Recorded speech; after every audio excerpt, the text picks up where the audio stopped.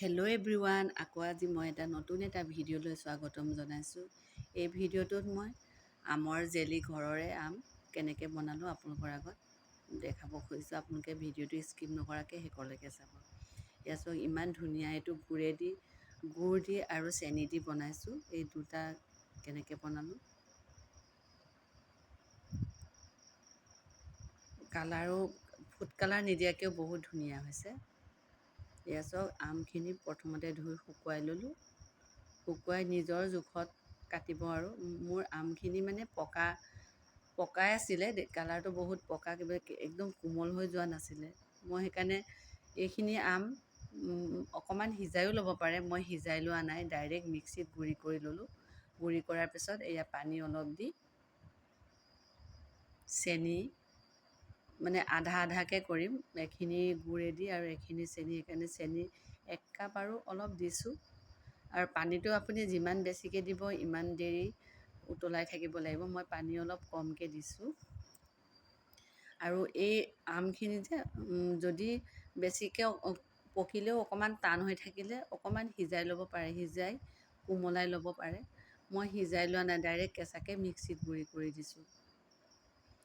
চেনিটো গলি যোৱাৰ পিছত, চেনিটো গলি যোৱালৈ অকণমান দেৰি ৰখি দিছোঁ, পানীটো উতলালৈ।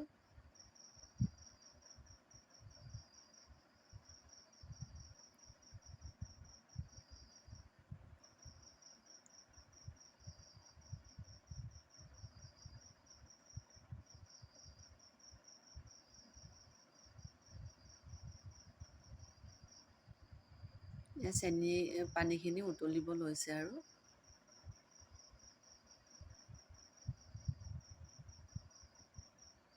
চেনিখিনিও গলিব লৈছে।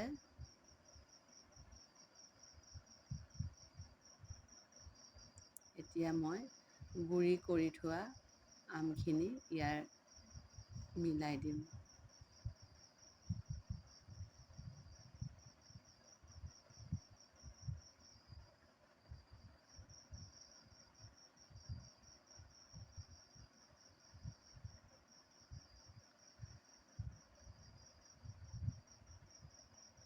গেছটো মিডিয়ামত থ'ব, বঢ়াইও দিব নালাগে, আৰু পানীৰ লগত মিলি যোৱালৈ মিলাই দিব। আম ক'ৰবাত গুড়ি নোহোৱাকৈ অকণমান 2-3টামান থাকিলেও একো নহয় বাৰু। আৰু ঘৰতে এনেকৈ বনাই ল'ৰা ছোৱালীক খুৱাব পাৰে, বহুত ভাল হয় আৰু বহুত ভাল লাগে খাবলৈ, বহুত ভাল আৰু ধুনীয়া হৈছে। সেইকাৰণে মই আপোনালোকৰ আগত শ্বেয়াৰ কৰিলোঁ ভিডিঅ'টো, যাতে আপোনালোকেও বনাওক। এতিয়া আমৰ ছিজন, কাৰণ চবৰে গছত থাকেই আম। এনেই আমখিনি খাই শেষ হোৱাতে এনেকৈ বনাই থ'লে পিছত ল'ৰা ছোৱালীক খুৱাব পাৰে আৰু নিজেও খাব পাৰে। অলপ দেৰি উতলাৰ পিছত এয়া ডাঠ হ'বলৈ লৈছে আৰু সিজিও গৈছে। আৰু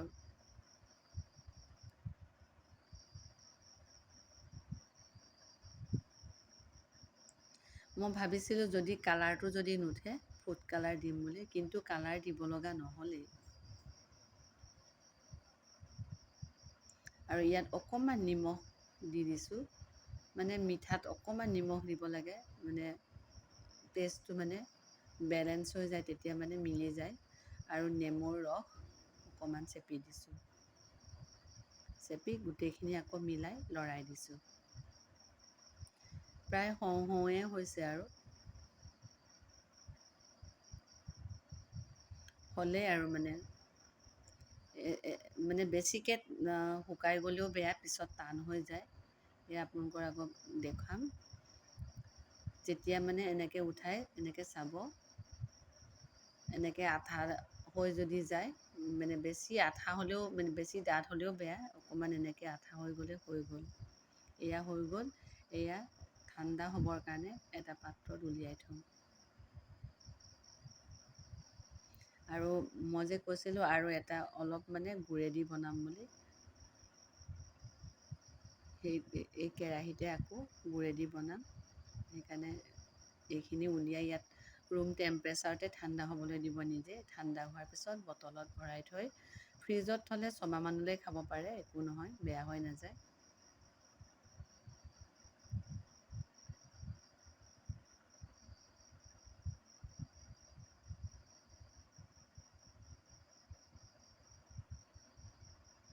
এয়া চব বহুত ধুনীয়া হৈছে।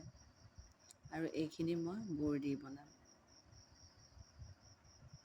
ইয়াত আকৌ পানী অলপ দিলোঁ, পানী বেছিকৈ দিয়া নাই, একাপতকৈ অলপ কম দিছোঁ। পানীটো গৰম হোৱাৰ পিছত গুড়খিনি পানীতে দি দিছোঁ।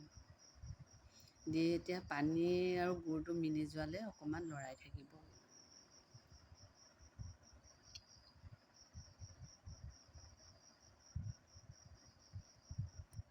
লৰাই লৰাই গুড়খিনি গলি যাবলৈ দিব।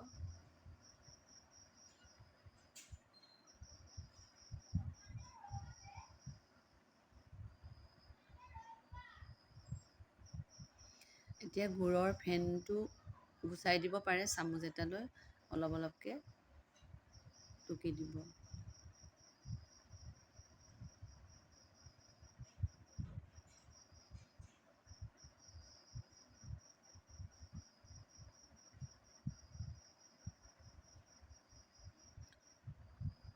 গুড় উতলি গলি গ'ল আৰু গলি যোৱাৰ পিছত এতিয়া মই এইখিনি ইয়াত মিলাই দি আকৌ ধুনীয়াকৈ লৰাই থাকিব। লৰাই থাকিব, কাৰণ যিহেতু লৰাই নাথাকিলে তলত লাগি ধৰিব পাৰে, সেইকাৰণে গেছটো মিডিয়ামত থ'লেও লৰাই থাকিব লাগে।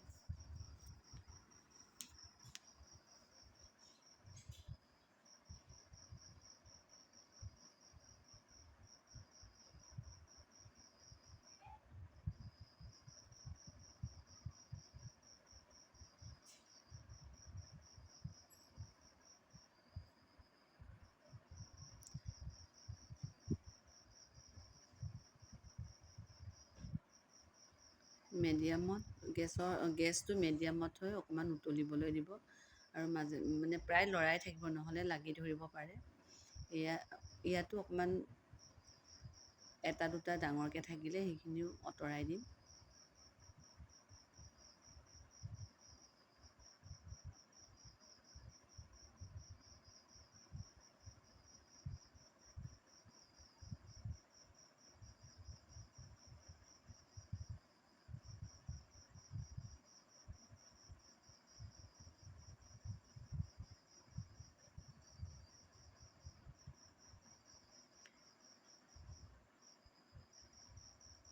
ইয়াতো নিমখ অকণমান দি দিছোঁ আৰু নেমুৰ ৰস অলপ দি দিম।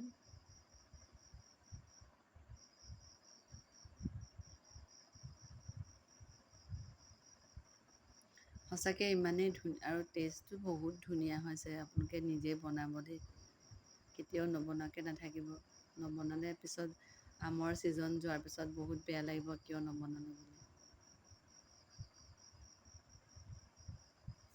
নেমুৰ ৰস অলপ দি দিছোঁ।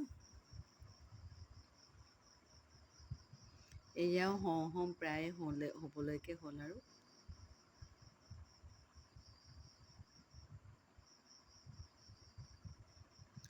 খাবলৈ বহুত টেষ্টি হোৱাৰ কাৰণে আপোনালোকৰ আগত শ্বেয়াৰ কৰিছোঁ, যাতে আপোনালোকেও বনাই এনেকৈ খাব পাৰে।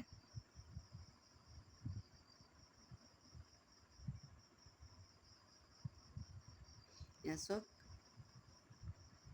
এনেকুৱা হৈ যোৱাৰ অকণমান হৈ গ'লে হৈ যাব।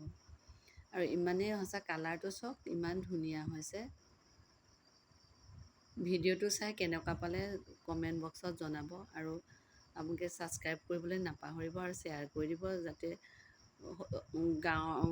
আপোনালোকৰ কোনোবাইও বনাই নিজে খাব পাৰে। বেছি টান নহয়, বহুত ইজি হয় এইটো। আৰু যিহেতু কিনাতকৈ নিজৰ ঘৰৰটো বহুত ভাল খাবলৈ। আজিলৈ আহিছোঁ, বাই। আকৌ এটা নতুন এটা ভিডিঅ'।